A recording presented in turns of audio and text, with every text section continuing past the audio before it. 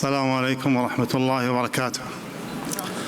الحمد لله والصلاة والسلام على رسول الله وعلى آله وصحبه ومن والاه. في البداية أشكر الإخوة اتحاد علماء تركستان على إقامة مثل هذا المؤتمر المستحق، كما أشكر الداعمين لهذا المؤتمر، كما أسجل شكري وتقديري لدولة تركيا التي خاصة بعد حزب العدالة بإقامة مثل هذه المؤتمرات الإسلامية التي هي محل تقدير للعالم الإسلامي كله. هذا المؤتمر أيها الإخوة أنا أعتبره الخطوة الأولى للإخوة في تركستان. أريد أن أختصر في الحديث، فتركستان معلومة تاريخيا ومكانتها في العالم الإسلامي، فهي جزء كبير وفيها من العلماء وفيها من التاريخ الشيء الكثير الذي لا يمكن الإحاطة به في هذه الكلمة، لكني أركز على نقطة مهمة،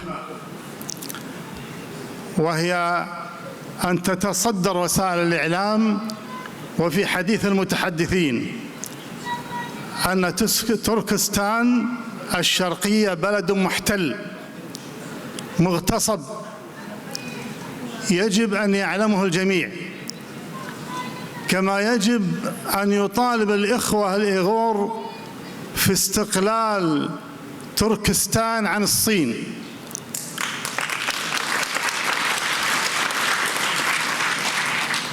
ولا يقول أن هذا المطلب مطلب كبير، بل لا بد أن تبدأ بالكبير حتى وإن حصل لك أقل من ذلك. حتى لو أخذوا الإخوة في تركستان الحكم الذاتي، لكنهم لا يطالبون في الحكم الذاتي الآن، بل عليهم أن يعلنوا أن تركستان بلد محتل ومغتصب ومضطهد من فيه من الإخوة المسلمين هناك. هذا البلد الذي يعاني أهله معاناة كبيرة في هويتهم وفي إنسانيتهم وفي جميع حياتهم اليوم، كأنهم يعيشون في جحيم.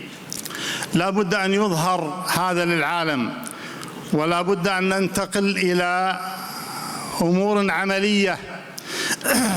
هي في البداية على الإخوة التركستانيين أن يجعلون لهم في كل بلد ممثل، إن كان رسميا أو غير رسمي. يجوب كل بلاد بشرح هذه القضية التي هي عند الكثير مغمورة الآن. كثير من عامة المسلمين لا يعرف حقيقة هذه القضية، فوجب على الإخوة أصحاب القضية أنهم في كل بلد أن يكون لهم ممثل، وأن ينقل هذه الصورة بزيارة سواء المسؤولين في الدولة أو أعيان البلد أو البرلمانيين أو العلماء، ويشرح لهم هذه القضية ويبين لهم هذه القضية، لأن هذه القضية اليوم وإن كان يكتب عنها في وسائل التواصل أو في بعض وسائل الإعلام، لكنها تظل حد الآن لم تعطى حقها في الإعلام ولم تعطى حقها في النشر. فعلى الإخوة أن يركزوا على أن ينشروا قضيتهم، وليست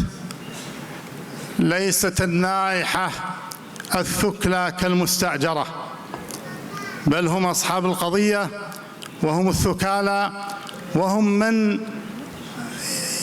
يستطيعون أن يوضحون الصورة أكثر من غيرها. مسألة أيها الإخوة الانتهاكات والاضطهاد في العالم الإسلامي كبيرة جدا، ونحن نعيش علامة من علامات الساعة أخبر عنها عليه الصلاة والسلام بقوله: تتداعى عليكم الأمم كما تداعى الأكلة على قصعتها. قالوا: ومن قلة نحن يومئذ يا رسول الله؟ قال: بالكثير، ولكنكم غثاء كغثاء السيل، ولينزعن المهابة من صدور عدوكم ولا يقذفن في قلوبكم الوهن. قالوا: وما الوهن يا رسول الله؟ قال: حب الدنيا وكراهية الموت.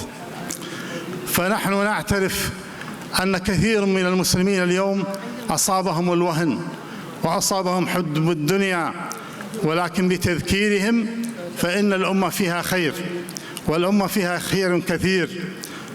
وكما تتداعى الأهلكة من الأعداء على هذه الأمة، فهناك من يتداعى أيضا لنصرة حق الأمة. فلا يعجز الإخوة أهل الباطل، لم يعجزوا وتضافرت جهودهم في نصرة باطلهم، ودعموا بكل ما يستطيعون نصرة هذا الباطل. أفلا يستطيع أهل الحق أن ينصروا حقهم، وحقهم الواضح مثل الشمس؟ لا نعتمد أيها الإخوة على الأمم المتحدة أو أعدائنا، فإنهم لن يضمروا لنا خيراً مهما أظهروا لنا بألسنتهم، لكن قلوبهم وما يخفون أعظم من الحقد. هم يريدون أن يعيش العالم في هذا الضياع وفي هذه الفوضى وفي انتهاكات حقوق الإنسان. نعلم كيف ثار الغرب في حرب أوكرانيا، لكنهم لم يثوروا على ما أصاب المسلمين في سواء تركستان أو بورما أو سوريا أو غيرها من بلاد المسلمين. لكن علينا، وإن كان من يقف اليوم بهذه الثلة المباركة فإنهم كثير بأعمالهم وبأقوالهم وبما ينشرون عن قضاياهم. أريد أن أختم أيها الإخوة، لكني أتمنى أن لا يقف الإخوة عند هذا المؤتمر وأن يعدوا مؤتمرا آخرا من اليوم.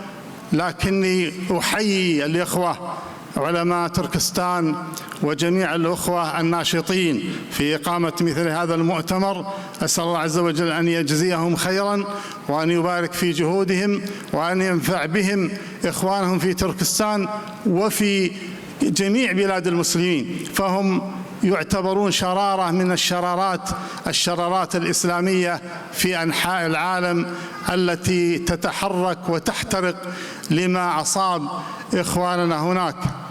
لذلك أسأل الله عز وجل أن يبارك في هذه الجهود، وأن يكللها بالنجاح، وأن يزيد ويبارك في مؤتمرات قادمة وفي نشاطات أكثر. وصلى الله وسلم وبارك على نبينا محمد وعلى آله وصحبه أجمعين.